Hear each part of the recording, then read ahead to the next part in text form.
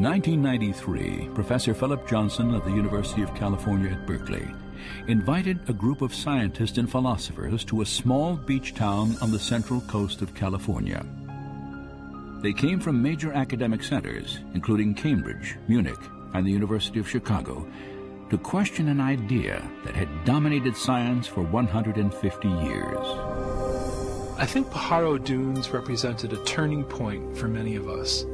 Individually, we all had questions about evolutionary theory, but when we came together, each person brought something of their own to the table, and suddenly we all had a glimpse of a new way of looking at life that none of us had individually seen before. I would have to say that this was an intense period of time in my life. It just seemed that there was something here much more intellectually satisfying than the view that I had held up until this time. Looking back on it now, I think that gave me the motivation to actually look at the evidence and just see where I thought it pointed. I realized that this was bigger than any one person or discipline, and this was the beginning of a community of scientists who were now willing to face the fundamental mystery of life's origin.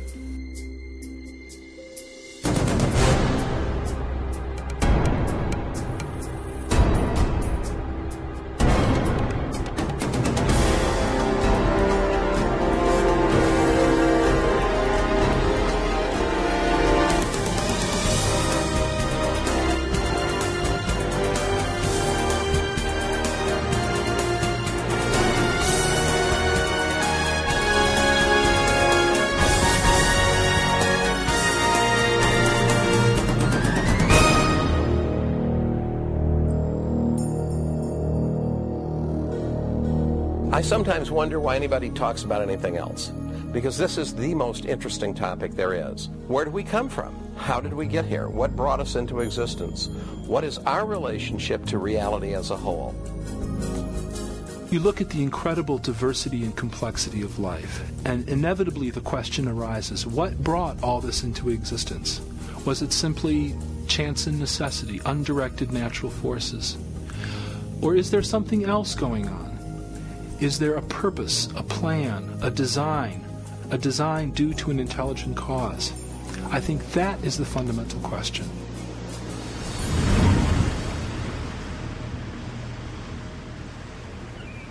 The scientists who came to Pajaro Dunes set out to re-examine the mystery of life's origin, for each had significant doubts about widely held evolutionary ideas. Among them, biochemist Michael Behe questioned how natural processes could have assembled the intricate structures found within living cells. Dean Kenyon was an evolutionary biologist who no longer thought that chemistry alone could account for the origin of life on Earth. And Stephen Meyer, Paul Nelson, and William Dembski were seeking a new approach, one that could explain the origin of the genetic information encoded in living organisms. These scientists and philosophers began to formulate an alternative to the central theory of modern biology, a theory born in the mind of a British naturalist.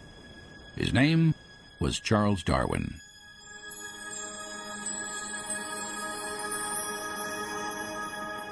In 1831, Darwin, then 22 years old, set sail on a 5-year survey expedition for the British Empire.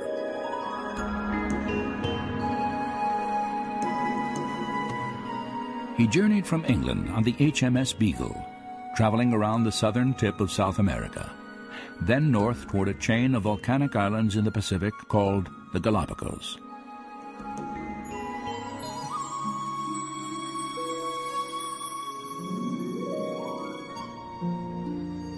On this desolate archipelago, 600 miles off the western coast of Ecuador, Charles Darwin encountered an extraordinary array of birds, reptiles, and mammals, the likes of which he had never seen before.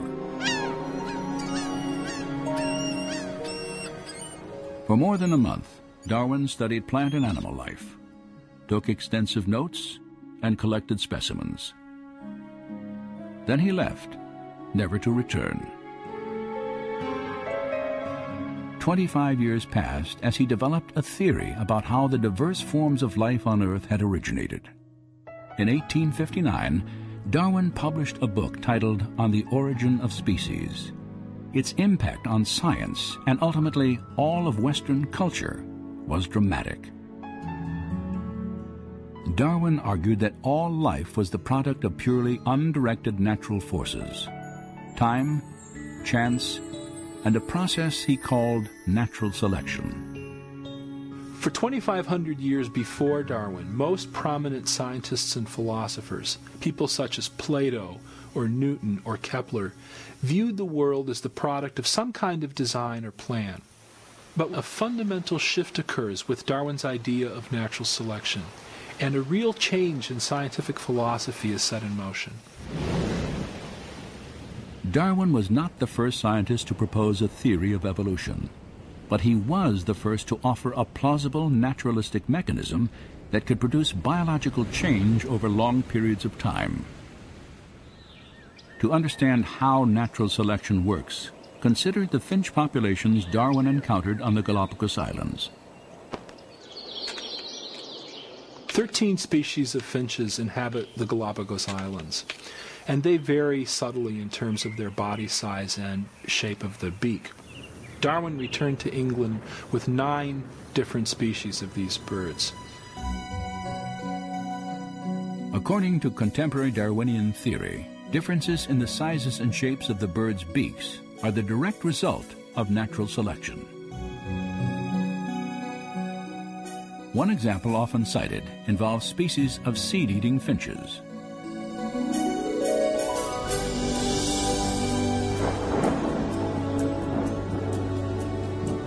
Following seasons of heavy rain, small, soft seeds are plentiful throughout the islands. Birds with short beaks can easily gather food.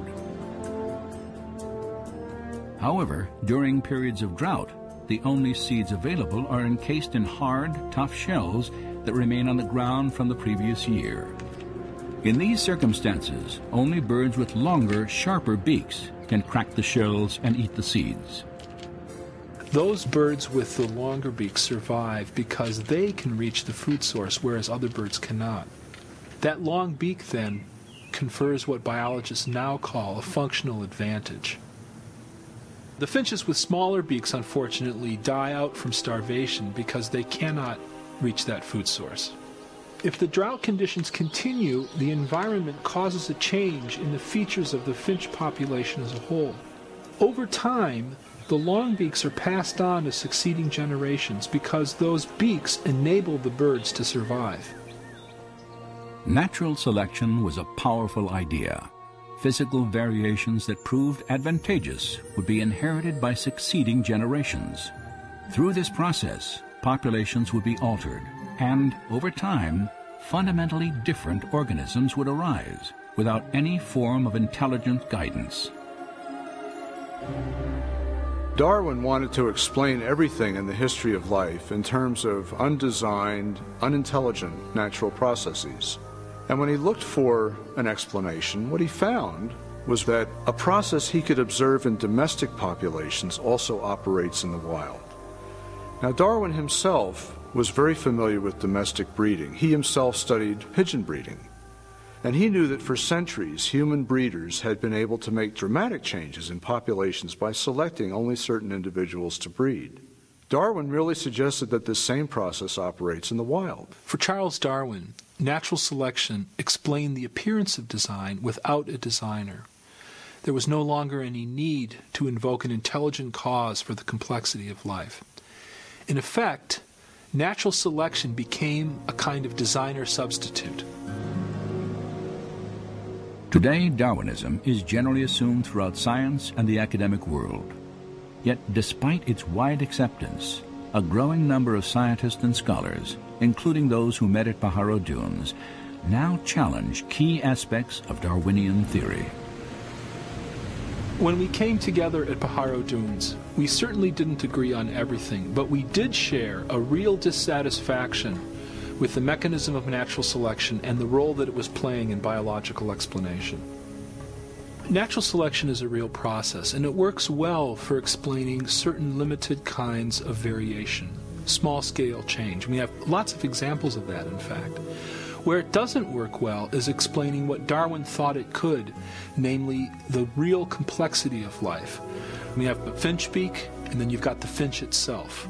A minor change in the structure of the beak versus the origin of the organism itself. These are different scales of phenomena. These are different kinds of problems. And the important problem for biology is to understand where natural